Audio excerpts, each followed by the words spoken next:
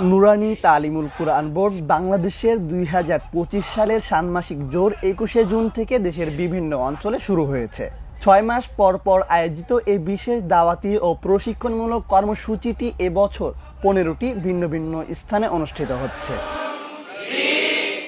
২৪শে জুন বোর্ডের প্রধান কার্যালয় মোহাম্মদপুর, ঢাকায় এই জোর অনুষ্ঠিত হয়েছে।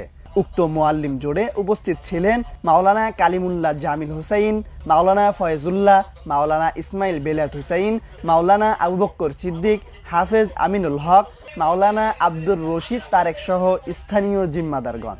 আমরা জানি সহকারী পরীক্ষার আগে রেজিস্ট্রেশন করতে হয়। যে সকল মাদ্রাসা পরীক্ষায় অংশগ্রহণ করেন কিংবা যারা অংশগ্রহণ করেন না, সকলকে আজকে আমরা সহকারী পরীক্ষার চিঠি এবং ফর্ম দেওয়া হবে। মাদ্রাসায় যাওয়ার পরে যদি আপনারা মনে করেন এবছরই অংশগ্রহণ করা সম্ভব, তাহলে আপনাদের আহ্বান থাকবে এবছরই আপনারা পরীক্ষায় অংশগ্রহণ করবেন।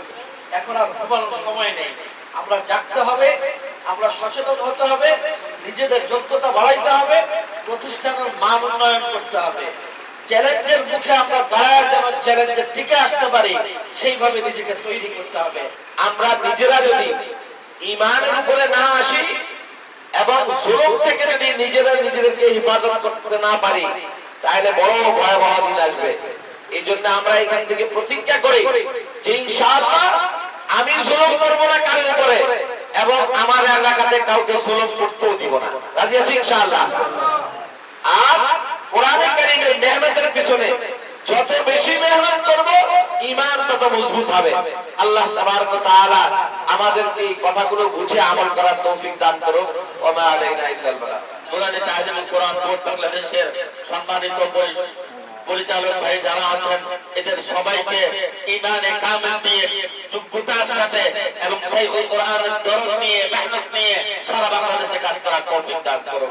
মাওলানা ইসমাইল বেলায়েত হুসাইন বলেন, শিক্ষক প্রশিক্ষণ, দ্বীনি শিক্ষা সম্প্রসারণ এবং তাজবিদ সহ সহিহ কুরআন শিক্ষা বিষয়ে সমন্বিত দাওয়াতি কার্যক্রমকে গতিশীল করার উদ্দেশ্যে নুরানি বোর্ড এই আয়োজন করে থাকে।